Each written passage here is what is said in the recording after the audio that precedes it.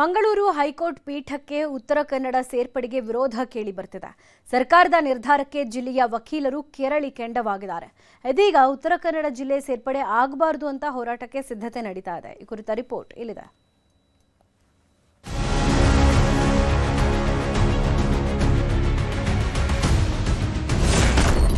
ಮಂಗಳೂರಿನಲ್ಲಿ ಹೈಕೋರ್ಟ್ ಪೀಠ ಸ್ಥಾಪನೆಗೆ ವಿರೋಧ.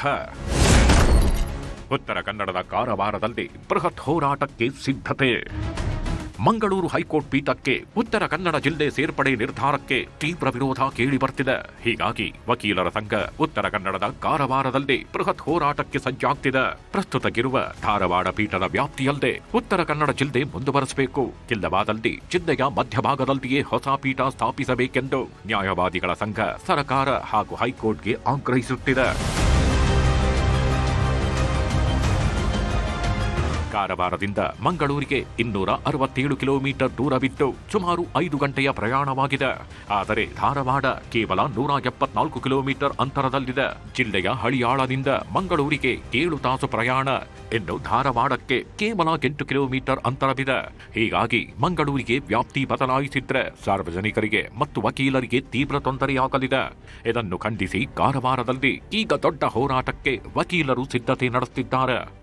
ಯಾವ ಕಾಲಕ್ಕೂ ಸಹಿತ ಉತ್ತರ ಕನ್ನಡ ಮಂಗಳೂರು ಪ್ರಸ್ತಾಪಿತ ಪೀಠಕ್ಕೆ ಸೇರಬಾರದು ಅನ್ನುವಂಥದ್ದು ನಮ್ಮ ಅಮ್ಮೋಣವಾಗಿದೆ.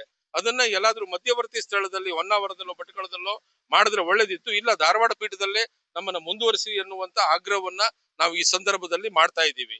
ಒಡಕಕ್ಷಿಗಾರನಿಗೆ ಇದು ತುಂಬಾ ಅನ್ಯಾಯ ಆಗ್ತದೆ. ಸನ್ಮಾನ್ಯ ಮುಖ್ಯಮಂತ್ರಿಗಳು ಮತ್ತು ಉಚ್ಚ ನ್ಯಾಯಾಲಯ ಈ ಕುರಿತು ತಕ್ಷಣವೇ ಗಮನ ಹರಿಸಿ ನಮ್ಮ ಧಾರವಾಡ ಪೀಠದಲ್ಲಿ ನಮ್ಮನ್ನ ಮುಂದುವರಿಸಬೇಕಾಗುವಂತೆ ಬೇಕು ಅಂತ ಹೇಳಿ ವಿನಂತಿಯನ್ನ ಮಾಡ್ಕೊಳ್ತಾ ಇದ್ದೀವಿ. ಇನ್ನು ಪ್ರಸ್ತುತ ಜಿಲ್ಲೆಯ ಕಂದಾಯ ವಿಭಾಗವು ಬೆಳಗಾವಿ ಪೀಠದ ವ್ಯಾಪ್ತಿಯಲ್ಲಿದೆ. ಹೈಕೋರ್ಟ್ ವ್ಯಾಪ್ತಿಯನ್ನು ಮಂಗಳೂರಿಗೆ ಸ್ಥಳಾಂತರಿಸಿದ್ರೆ ಜನರು ಕಂದಾಯ ವಿಚಾರಕ್ಕೆ ಬೆಳಗಾವಿಗೆ ಹಾಗೂ ಸಿವಿಲ್ ಪ್ರಕರಣಗಳಿಗೆ ಮಂಗಳೂರಿಗೆ ಅಲೆದಾಡಬೇಕಾಗುತ್ತದೆ. ಹೀಗಾಗಿ ಯಾವುದೇ ಕಾರಣಕ್ಕೂ ಮಂಗಳೂರು ಪೀಠಕ್ಕೆ ಉತ್ತರ ಕನ್ನಡ ಸೇರ್ಪಡೆಯಾಗಬಾರದೆಂದು ವಕೀಲರು ಆಗ್ರಹಿಸುತ್ತಿದ್ದಾರೆ.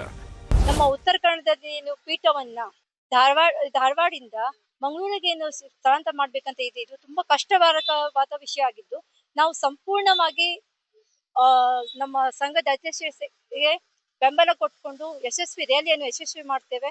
ಮತ್ತೆ ಯಾವುದೇ ರೀತಿಯಲ್ಲಿ ಈ ಪೀಠವನ್ನು ಬಿಟ್ಕೊಂಡು ಕೊಡ್ಲಿಕ್ಕೆ ನಾವು ಅವಕಾಶವನ್ನು ಕೊಡುವುದೇ ಇಲ್ಲ. ಎಲ್ಲರೂ ಒಟ್ಟಾಗಿ ನಾವು ಕೈ ಜೋಡಿಸ್ಕೊಂಡು ಮುಂದೆ ಈ ಪೀಠವನ್ನು ಸ್ಥಳಾಂತರ ಮಾಡೋದು ಬೇಡ ಅಂತ ಹೇಳ್ಕೊಂಡು ಕೇಳ್ಕೊಳ್ತೇವೆ. ಒಟ್ಟಾರೆ ಮಂಗಳೂರು ಹೈಕೋರ್ಟ್ ಪೀಠಕ್ಕೆ ಉತ್ತರ ಕನ್ನಡ ಜಿಲ್ಲೆ ಸೇರ್ಪಡೆ ನಿರ್ಧಾರಕ್ಕೆ ಭಾರೀ ಆಕ್ರೋಶ ವ್ಯಕ್ತವಾಗ್ತಿದೆ. ಆದರೆ ಸರ್ಕಾರ ಯಾವ ತೀರ್ಮಾನ ಕೈಗೊಳ್ಳುತ್ತೆ ಕಾದು ನೋಡಬೇಕಿದೆ. ದರ್ಶನ್ ನಾಯಕ್, ನ್ಯೂಸ್ 18, ಕಾರವಾರ.